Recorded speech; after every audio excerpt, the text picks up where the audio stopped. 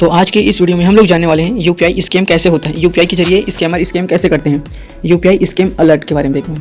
तो समझते हैं यूपीआई स्कैम कैसे काम करता है। तो स्कैमर जो है स्कैम करने वाले फर्जी ईमेल आईडी, फेक वेबसाइट और फर्जी एसएमएस के साथ खतरनाक लिंक भेजते हैं।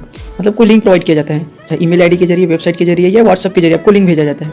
जैसे ही कोई यूज़र उस लिंक पर क्लिक करता है या फिर लालच में फंसकर अपने यूपीआई पिन, पासवर्ड, ओटीपी डाल देता है उस लिंक पे, जैसे उस लिंक पे क्लिक करता है तो उस लिंक पे यूपीआई पिन, पासवर्ड डालने वाला ऑप्शन आता है।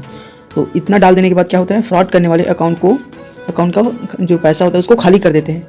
तो समझते हैं यूपीआई स्कैम होता कैसे है और ये किस तरीके से होता है और कितने टाइप का होता है। तो समझ लेते हैं यूपीआई क्या होता है। क्या है यूपीआई? यूपीआई का मतलब एक रियल टाइम पेमेंट सिस्टम होता है जिसकी मदद से आप एक बैंक के अकाउंट से दूसरे बैंक के अकाउंट में पैसा तुरंत ट्रांसफ़र करने की सुविधा मिलती है। इसकी सबसे खास बात यह है कि यूपीआई आईडी के जरिए रात हो या दिन हो कभी भी आप मनी ट्रांसफ़र कर सकते हो। तो यूपीआई के जरिए आप लोग जान सकते हो तुरंत आप लोग किसी को पेमेंट करना है, ऑनलाइन शॉपिंग करना है तो हम लोग यूपीआई का ज़्यादा यूज़ करते हैं। तो जितना ज़्यादा यूपीआई का यूज़ करते जाते हैं उतना स्कैमर लोग हम लोगों से स्कैम करते जाते हैं। तो जितना यूपीआई, जब से ऑनलाइन पेमेंट बढ़ा है तब से स्कैमर लोग भी बढ़ गए हैं, अलर्ट स्कैम करने के नए नए तरीके ढूंढ रहे हैं। तो हम लोग जानते हैं यूपीआई स्कैम क्या है और ये कैसे होता है। यूपीआई स्कैम में लोगों को लालच देकर या गुमराह करके पैसे ट्रांसफ़र करवाए जाते हैं। कई बार ये स्कैमर लोगों के फ़ोन में रिमोट कंट्रोल वाले ऐप्स इंस्टॉल करते हैं और उसके बाद यूपीआई आईडी, पिन आदि चोरी करते हैं। स्कैम के लिए स्कैमर कई तरह के ट्रिक्स अपनाते हैं। स्कैमर जो है यूपीआई स्कैम करने के लिए कई तरह के ट्रिक्स अपनाते हैं। तो उसी ट्रिक्स को जानने वाले हैं कि ये इस स्कैम से कैसे बचा जाए और इस स्कैम कितने टाइप का होता है। तो चलिए समझते हैं। सबसे पहला जो स्कैम है हमारा, फर्जी बिल स्कैम यूपीआई स्कैम। फर्जी बिल आप लोगों को प्रोवाइड किया जाता है। जैसे स्कैमर क्या करते हैं, स्कैम में फर्जी बिल का स्कैम काफ़ी पॉपुलर है ये वाला। स्कैमर यूपीआई यूज़र को फ़ोन करते हैं और कहते हैं कि क्रेडिट कार्ड या बिजली बिल का बकाया है जिसे आप जमा ना करने पर पुलिस केस बन सकता है।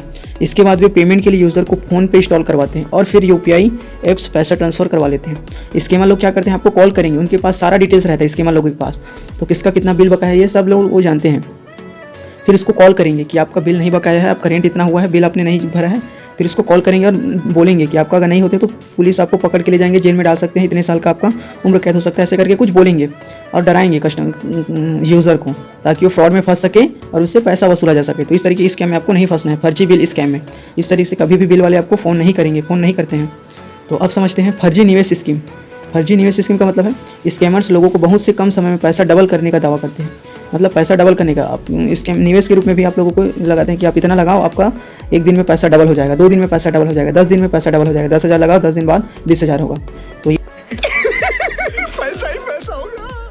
ये याद रखना आप लोग, कम समय में ज़्यादा फायदा मतलब घाटा। इस तरीके के स्कैम में नहीं फंसना है आप लोगों को। भोले भाले लोग इस झांसे में आ जाते हैं। वे ठग कई बार लोगों को रिवार्ड्स का भी लालच देते हैं। जो स्कैमर होते हैं कई बार रिवार्ड्स के नाम पे भी स्कैमर को, यूज़र को लूटते हैं। इसके बाद वे कोई वेब लिंक या ऐप का लिंक शेयर करते हैं। तो इस स्कैम में भी आपको नहीं फंसना है। फर्जी वाले निवेश स्कीम में उसको लिंक प्रोवाइड किया जाता है, फिर ऐप डाउनलोड करने के लिए बोला जाता है। तो इस तरीके के स्कैम भी नहीं फंसना है। फर्जी निवेश स्कीम से दूर रहना है आप लोगों को। इस तरीके का कम समय में पैसा डबल के चक्कर में नहीं रहना है। अब उसके बाद हम लोग देखते हैं वेब लिंक के जरिए। वेब लिंक के जरिए मतलब कि स्कैमर स्कैम की फर्जी वेबसाइट का लिंक, मेल, व्हाट्सएप जैसे पहले ही बता दिए थे। पहले वो लोग मेल के जरिए, व्हाट्सएप के जरिए या सोशल मीडिया के थ्रू आपको लिंक भेजेंगे। जैसे ही आप उस लिंक को ओपन करोगे उस साइट को यूपीआई ऐप जैसे ही दिखते हैं, स्कैमर क्या करेगा, उसमें इस तरीके का आपको स्कैमर जो क्या करेंगे, लिंक प्रोवाइड करेंगे। जैसे उस लिंक पे आप क्लिक करते हो तो उसमें पर्सनल इन्फॉर्मेशन, जानकारी डालने के लिए बोला जाएगा। और जैसे आप अपना पर्सनल इन्फॉर्मेशन, पर्सनल डिटेल्स में डाल देते हो तो सारा पिन, यूपीआई पिन, पासवर्ड उस स्कैमर के पास चला जाता है। तो ऐसा गलती आप लोगों को नहीं करना है। कुछ भी लिंक प्रोवाइड किया जाता है, अनजान लिंक पे क्लिक नहीं करना है आप लोगों को। इस तरीके से भी स्कैम से आप लोगों को बचना है। और एक स्कैम और होता है मेन, जो ये कस्टमर सपोर्ट के नाम पे स्कैम किया जाता है। ऐसे करते हैं कई बार ये साइबर ठगी फर्जी कस्टमर केयर अधिकारी बनकर लोगों से बात करते हैं। ये क्या करते हैं, अधिकारी बनकर आप लोगों को कॉल करेंगे और उनके बैंक की निजी जानकारी हासिल करते हैं। इसके बाद उनके खाते से पैसे निकाल लेते हैं। कई बार ये क्या करेंगे, बैंक अधिकारी बनकर, हाँ कि मैं कस्टमर केयर बोल रहा हूँ एसबीआई बैंक से या पर्टिकुलर बैंक जो भी हो उस नाम से ये लोग कॉल करेंगे और बोलेंगे कि आपका केवाईसी पेंडिंग है, ये पेंडिंग है, आप ये नहीं करते हो तो आपका पैसा रुक जाएगा, अकाउंट में फंस जाएगा, तो आपको केवाईसी पेंडिंग कराना है उस नाम से। मतलब कस्टमर केयर के नाम पे आप लोगों को कॉल करेंगे और कॉल करने की झांसे में फंसाएंगे, आपका अकाउंट ब्लॉक होने वाला है, केवाईसी पेंडिंग है करके। तो इस तरीके भी फ्रॉड में आप लोगों को नहीं फंसना है, कस्टमर सपोर्ट वाले में। और कई बार क्या होता है, कस्टमर केयर के नाम पे भी आप लोगों को कॉल कर सकते हैं। जैसे कि कस्टमर केयर, जैसे फ़ोन पे, गूगल पे, पेटीएम, अदर यूपीआई ऐप के जरिए। जैसे कई बार होता क्या है, हम लोग कुछ ट्रांसफ़र कर रहे थे पैसा, किसी को एक दूसरे से ट्रांसफ़र करें, या किसी कई बार क्या होता है, या कई बाई चांस हम लोगों को पैसा फंस जाता है। कभी कभी कुछ टेक्निकल इशू के कारण पैसा हम लोग तो सेंड करते हैं लेकिन दूसरे के अकाउंट में रिफ्लेक्ट नहीं होता है। तो हम लोग कई बार क्या करते हैं कि पैसा कहाँ चला गया, फंस गया करके हम लोग गूगल पे सर्च करते हैं, PhonePe customer care number, Google Pay customer care number, Paytm customer care number. तो इस तरीके से आप लोगों को फ़ोनपे, गूगल पे, पेटीएम कभी भी गूगल पे सर्च नहीं करना है कि कस्टमर के फ़ोनपे ये इसका नंबर क्या है। अगर आप लोग गूगल सर्च कर लेते हो गलती से तो उसमें स्कैमर लोग अपना वेबसाइट बना के रखे रहते हैं, और जैसे उस नंबर पे कॉल करते हो तो स्कैमर रहता है, कोई फ़ोनपे और या पेटीएम का कोई कस्टमर केयर नहीं रहता है। तो इस तरह के फ्रॉड से भी आपको बचना है। कस्टमर केयर आपको कॉल करेंगे तो वो नंबर जो मिलता है गूगल पे सर्च करते हैं वो ओरिजिनल नंबर नहीं रहता है, वो स्कैमर लोगों का रहता है। स्कैमर लोग अपने वेबसाइट को रैंक करा लेते हैं फर्स्ट में। तो इस तरीके के स्कैम से भी बचना है। और हम लोग समझते हैं कि यूपीआई स्कैम को सुरक्षित कैसे रहें, सुरक्षित मतलब कैसे बचा जाए, खुद को कैसे सिक्योर रखा जाए। तो सबसे पहले आपको क्या करना है, किसी भी अनजान मोबाइल नंबर और यूजर से सावधान रहें। दूसरा, यूपीआई के जरिए पैसे प्राप्त करने के लालच के लिए यूपीआई पिन न बताएं। किसी को यूपीआई पिन नहीं बताना है। किसी भी अनजान पेमेंट रिक्वेस्ट को स्वीकार नहीं करना है। अगर आपके बाई चांस आपके फ़ोन पे में यूपीआई ऐप में किसी भी तरीके का रिक्वेस्ट आता है कि आपको कॉल करके बोला जाता है कि आपके में रिक्वेस्ट गया है तो ऐसे इसको पे बटन पे क्लिक कीजिए करके, तो इसी तरीके से किसी भी अनजान रिक्वेस्ट आता है तो उसको रिक्वेस्ट नहीं करना, डिक्लाइन कर देना है। उसको रिक्वेस्ट नहीं, उसको यस एक्सेप्ट नहीं करना है। हमेशा फेक यूपीआई ऐप से सावधान रहें। मतलब आपको ट्रस्टेड यूपीआई ऐप का यूज़ करना चाहिए, फ़ोनपे, गूगल पे, पेटीएम, ये सब का। अदर यूपीआई ऐप का यूज़ नहीं करना चाहिए।